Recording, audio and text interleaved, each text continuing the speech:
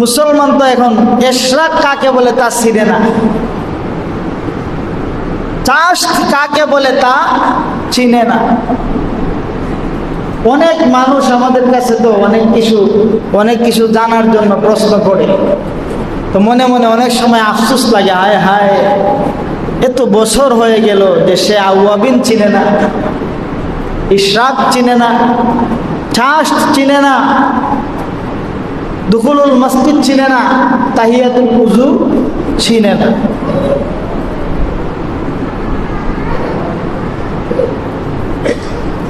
এই যে চিনল না, এটা কি কার ব্যর্থতা?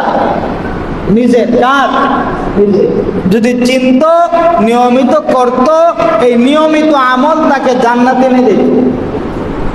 আল্লাহ তাআলা বলতেছেন আমারে ভয় করো, ঈমান আনো, আর বৈশা থাইকো না, ঈমান আনার পরে